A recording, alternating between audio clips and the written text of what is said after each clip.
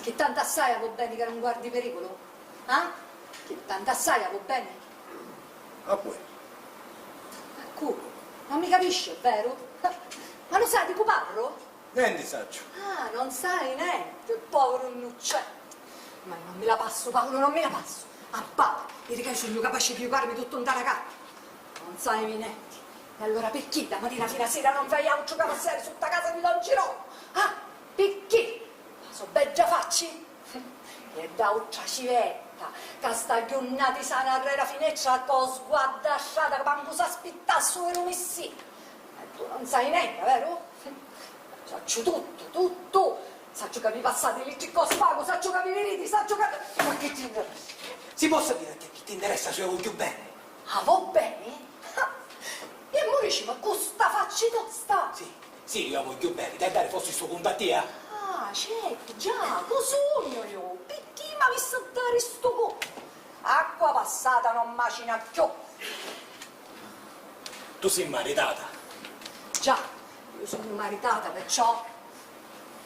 Quando mi dice tutti i parole di fuoco, quando salutavo il moricello da giardino e mi stringevi che corazza forte per farmi mancare un respiro, allora tanto non era maritata.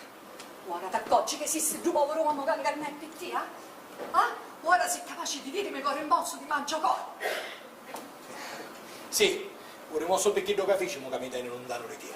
Ma ti pare bello che abbiamo fatto? Non c'è Vincenzino, non c'è pazzo manca a tagliarlo da faccia.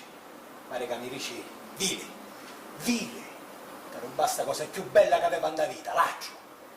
Mara, tuo marito sospetta qualche cosa. Gli sta gioco appostato come cacciatore a misero coniglio.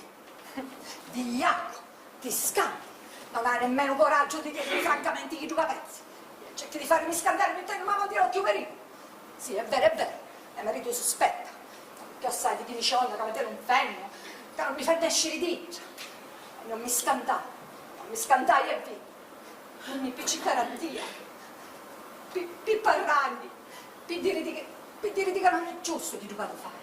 Non è giusto, dopo tanti amori, la sarà mia, ma picchidda, che non ti può volere bene quando ti voglio io. Ah, tu conosci a mio marito, non risico fosse vita appena morito. Ah, quali prove ti ha dato chi da perché riga ti vuole tanto bene? Ma parla, dimmi almeno che non mi vuoi bene più, che ti mi devi saziarsi. La rispondo, allora è bene, lo posso levare sto pensiero. Paolo, tu ancora a me non mi conosci, tu dico io che ancora a me non mi conosci, né mio, né tenuto. A ti pare che mi scaldo le tue minacce? Sì, io è vero che Anna ci vuoi più bene e sarà mia moglie. Tu magari dicevi che mi volevi bene, eppure ti maritasti. Ti maritasti con chi do? Dei soldi. Anna sarà mia moglie e manco Dio mi può levare la testa. E mi pare che ti hai parlato abbastanza chiaro. Chiarissimo, più chiaro che così non mi potevi parlare. Non ne parliamo più.